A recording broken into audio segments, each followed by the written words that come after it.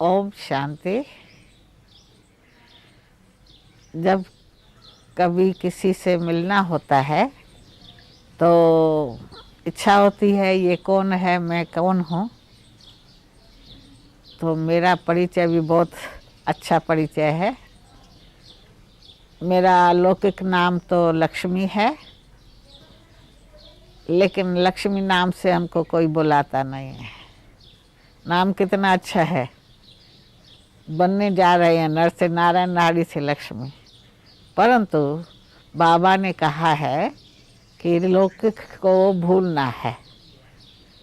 तो लौकिक को भूलना है, भूल तो गए।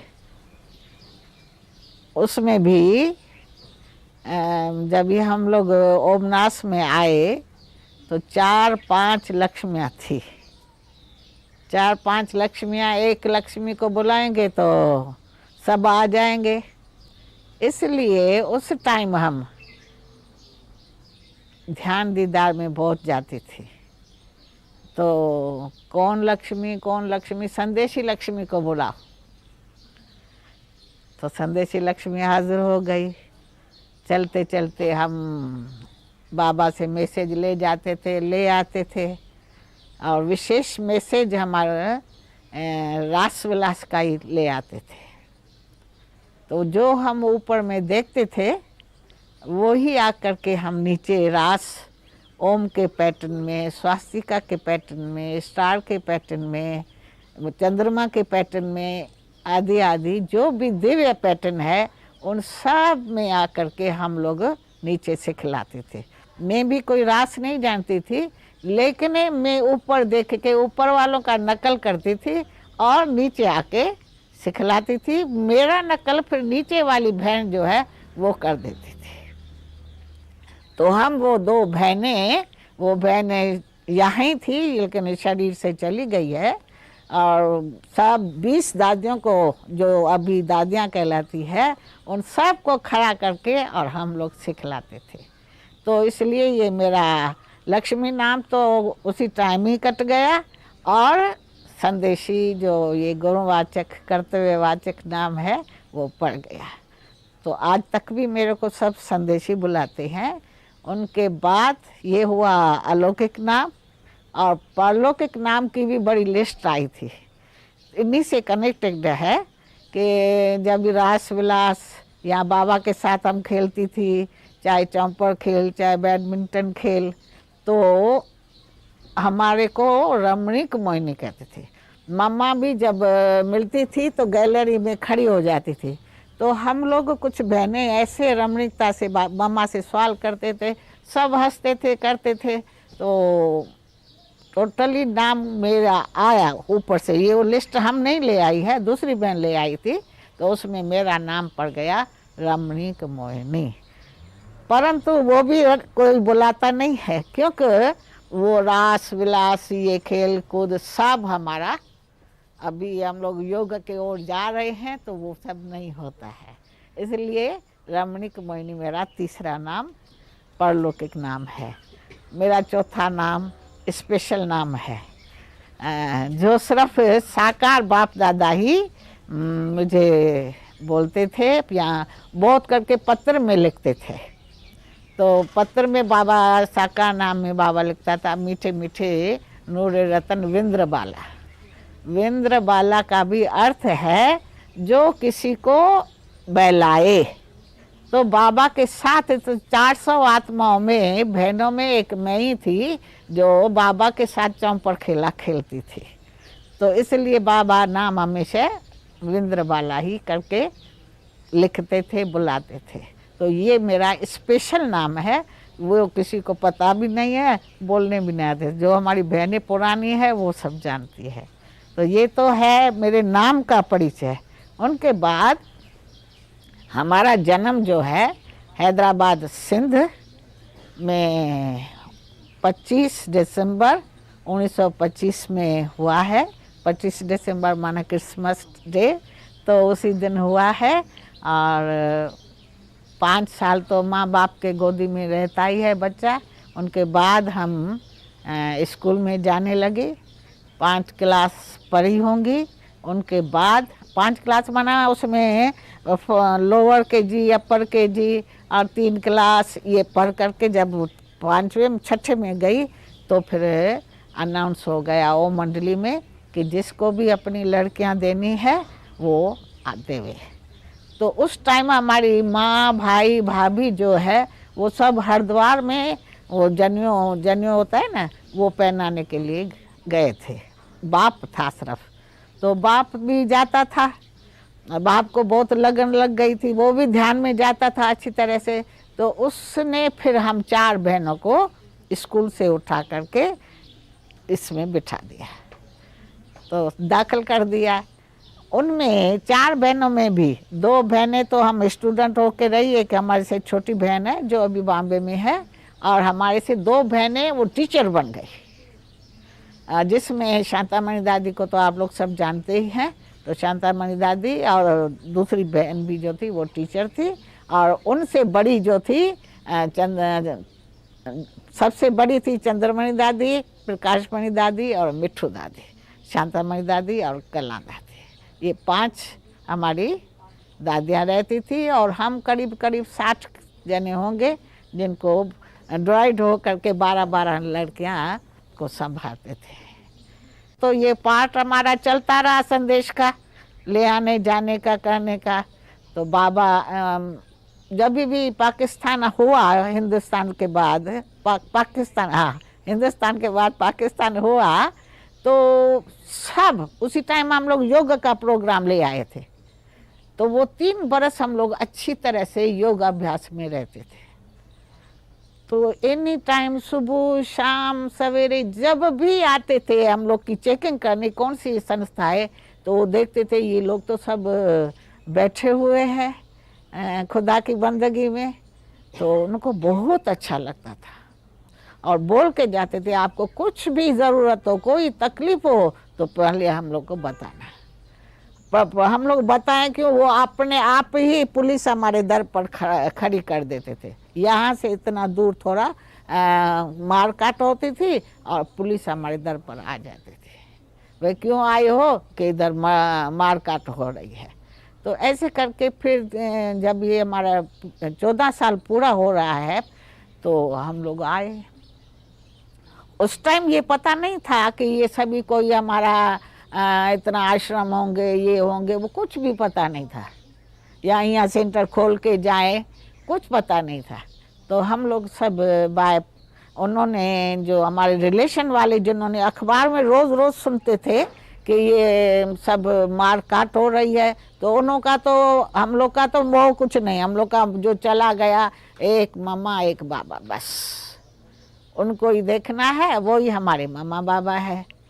तो परंतु उन्हों का तो गया नहीं है। तो उन्होंने फिर हमारे को लिख के भेजा, स्वामी गंगेश्वर आनंद को आप लोग सब जानते हैं, कि उनसे राय किया।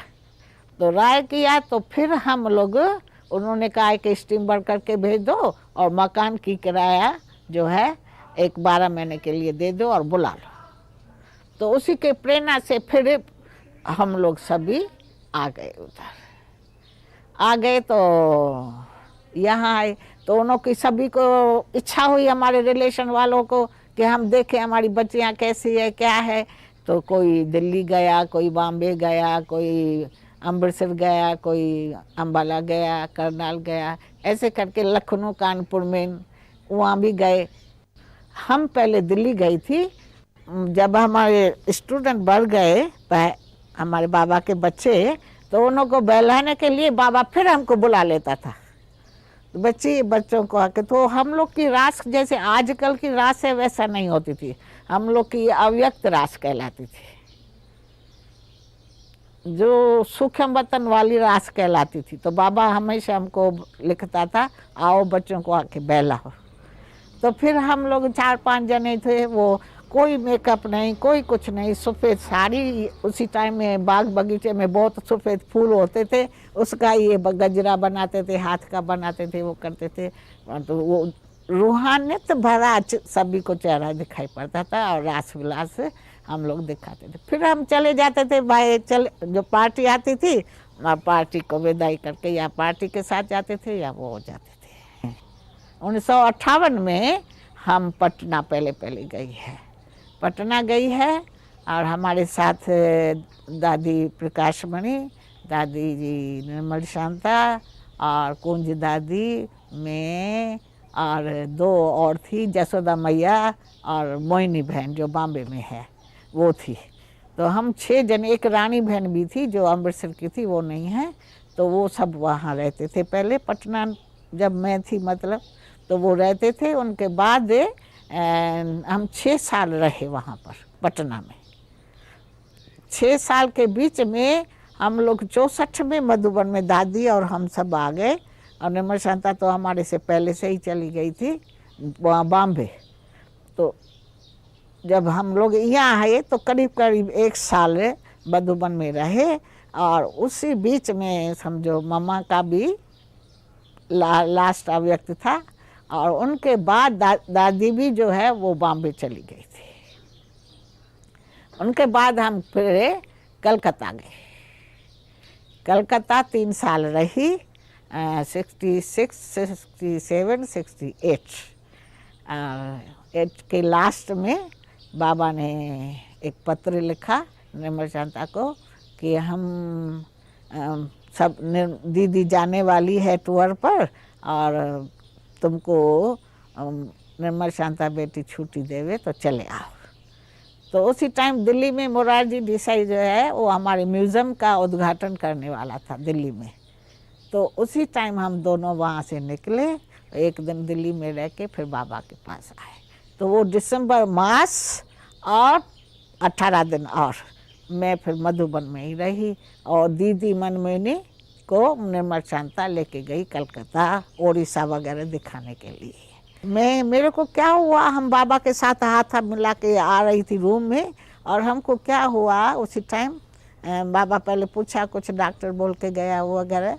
तो उसी टाइम तो किसी को पता ही नहीं था, न गाड़ियाँ थी, न मोटर थी, न वो थी। तो ईशु भाई ने पूछ लिया डॉक्टर को बुलाएं। तो बाबा ने कहा हाँ भले।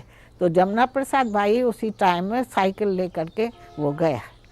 तो जब तक वो आए तब तक तो बाबा अव्यक्त हो गए थे। और मैं क्या किया, बाबा के पीछे खाट पर चढ़ करके बाबा को ऐसे जाके पकड़ा।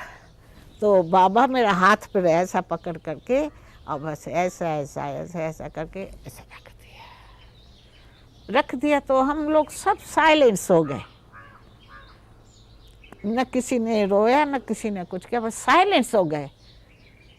उसी घड़ी तो वो ख्याल नहीं आया, लेकिन नेक्स्ट दिन यहाँ और आगे दिन हो क्या गए, एक बाबा ने मेरे गोदी में शरीर छोड़ाए तो बाबा की माँ ज़रूर एक जन्म में हम बनेंगी, वही संकल्प मेरे को आया था।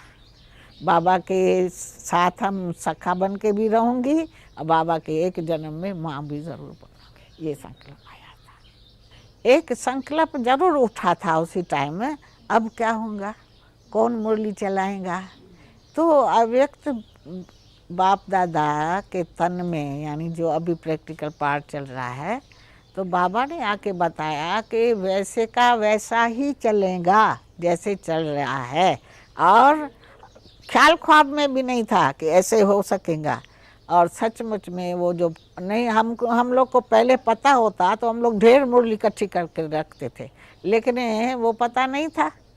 तो करीब करीब 5-7 साल की मुरलियाँ थी जो अभी रिवाइज होते रहती है और ताज़े की ताज़ी रहती है। हम जब सुनाते हैं तो सोचते हैं ऐसे बाबा ने बोला, आइए तो आज हमारी क्लास वालों को ज़रूर चाहिए, ज़रूर ये भोजन है उनका जो मिलता है।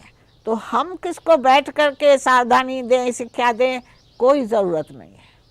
जैसे बाबा हम लोग को शिक्षा सावधानी दे करके आगे बढ़ाया, अभी भी बाबा वही काम कर रहा है। तो हमारा ज्ञान का भोजन है कोई वैसे नहीं है, ताज़े का ताज़ा और ताज़ा होता जा रहा है। आज भी हम समझेंगे हमारे प्रति बाबा की मुरली चल रही है। आज बाबा की मुरली थी रमणीकता की, तो मैं कहा देखो मेरा नाम भी रमणीक मोहिनी है, अब बाबा की चल रही है। तो हम जब दिल्ली में थी तो बाबा ने हमको लिख के भेजा, बच्ची तुम कलकत्ता चली जाओ, क्योंकि बाबा इतना समझता था कि ये तो भाषण नहीं करेंगी, परंतु बहलाने में होशियार है। तो इसलिए माताओं से बैठ कर के बातचीत करेंगी, बाबा का परिचय बताएंगी, बाबा का चरित्र सुनाएंगी। इसलिए बाबा ने हमको कहा, और हम लोग तो एकदम श्रीमत पर रहते थे। जहाँ भी हो, जो भी हो, जो ऑर्डर मिला हम लोग चले जाते थे। तो हम फिर वहाँ से चले गए कलकत्ता। कलकत्ता में निर्मल शांता दीदी, ये सेवा का बता रहे हैं, वो तो पहले बता दिया पटना का, लेकिन ये सेवा में था तो वहाँ से चले गए कलकत्ता। और वहाँ पर 3 साल के बाद फिर हमको निर्मल शांता दादी ने भेज दिया मुजफ्फरपुर में। वहाँ बोला जब दरकार है, वो सब कहते हैं बाबा का कोई निश्चय बुद्धि बच्ची चाहिए, तो हमको भेज दिया। तो हमने देखा हमारे से आज तक भी जो आते हैं लोग, तो बाबा ही सेवा करा रहा है, मेरा अपना कुछ भी नहीं है। तो वहाँ का ऐसा है कि सब उस दृष्टि से, योगिनी के महात्मा की दृष्टि से, छोटा बड़ा सब, और सबका रिगार्ड रिस्पेक्ट रहता है। तो ऐसे करके सर्विस भी भुवनेश्वर की बहुत अच्छी है। 120 तो कुमार है, और इतने ही अधर कुमार होंगे, इतने ही माताएं और कन्याएं मिल कर के आएंगी। माताएं कन्याएं तो आ नहीं सकती है इतना, लेकिन दूर दूर का हिसाब है। परंतु बाबा को हम बोलती थी तो बाबा कम में कम जितना हाल है उतना क्लास ज़रूर देना। तो वो संकल्प जो हम कभी कभी उठाती थी वो पूरा ज़रूर होता था। और बरोबर आपको भी सभी को इनवाइट करते हैं, आकर के भुवनेश्वर में देखेंगे प्रैक्टिकली में। मेरे को निश्चय करने की कोई पुरुषार्थ नहीं करना पड़ा। हम हमेशा अपने पाठ से भी सहमति थी। जैसे कि खेल खेलती हूँ तो हमको सहमति थी कि मैं मीरा हूँ, बाबा कृष्ण है। यहाँ उसी टाइम में शंकर पार्वती का भी चित्र निकला था, जिसके आगे चौपर रखी रहती है। तो हम समझते थे हम पार्वती है और बाबा शंकर है। और बाबा में बाबा आया, अब ये तो अभी निकला है, निराकार आकार साकार अभी की बात है। हम लोग को एक ही निश्चय था, बस बाबा जो है वो है।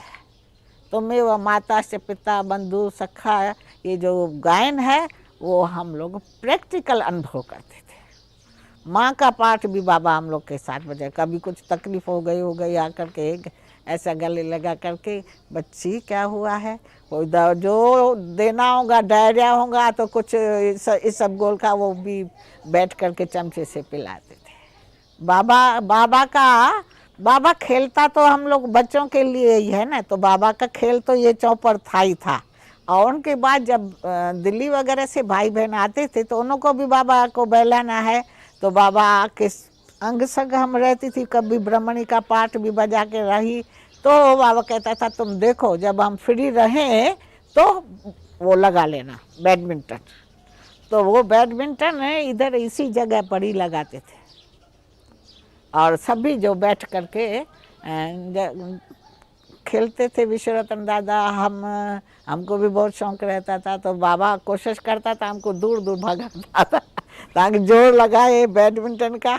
तो बहुत मतलब हर बात में एक्सरसाइज हो जाता था, खुशी हो जाती थी।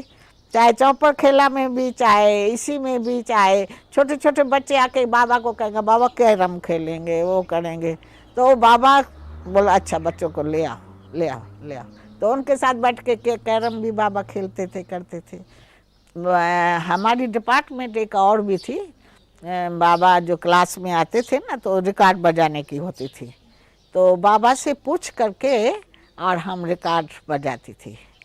अभी अनुभव होता है जब खुद स्वयं सर्विस पर गए तो गीत भी जो बजाना होता है वो योग युक्त हो करके खुद उस अवस्था में बैठ करके बजाए तो वो फिर होता है। तो जैसे जैसे मुरली चलती थी और ऐसी कोई बात आ गई ना, तुरंत वो रिकॉर्ड उसी बात पर रिकॉर्ड निकाल के हम बजाते थे। तो फिर बाबा का ज्ञान डांस चलता था। और फिर बाबा को कोई रिकॉर्ड पहले अच्छा भी लगता था तो बाबा कहेंगे बच्चे इसका अक्षर लिख के ले आओ, तो उस पर करेक्शन करेंगे। तो लास्ट में बाबा का ये रात का राई जो ब्रजमोहन भाई उस दिन गा रहा था, ये गीत था, उस पर करेक्शन की थी। मैं एक पॉइंट आपको गीत गा के सुना सकती हूँ कि ये डिपार्टमेंट भी, गाने वाली डिपार्टमेंट में आज भी दादी हमको ज़रूर गीत गवाएंगी, भले इतनी बड़ी एज हो गई है लेकिन फिर भी कहेंगी गीत गाओ। तो वो भी दादी की मेरे ही खुशी होती है, दादी मेरे को भी प्रत्यक्ष करती है। तो संदेशी बहन आई है, तो इस टाइम, उस टाइम जो गीत बाबा ने करेक्शन किया था,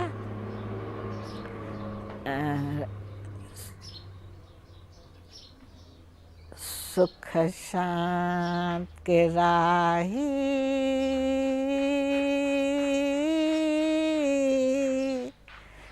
सुख के राही थक मत जाना, वैकुंठ की मंजिल दूर नहीं, दूर नहीं, थक मत जाना, ओ राही थक मत जाना, सुख शांत के राही।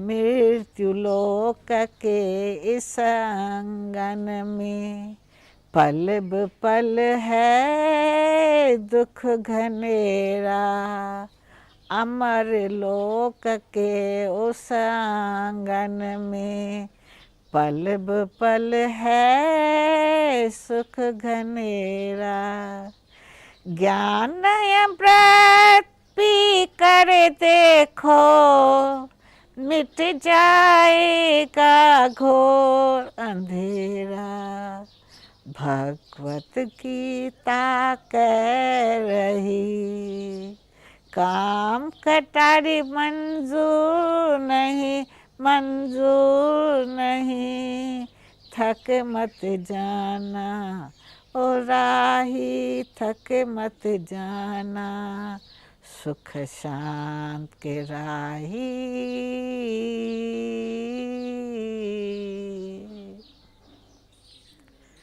अभी जो हम लोग का ज्ञान चल रहा है, तो वहाँ पहले भी हमारा ज्ञान वही था।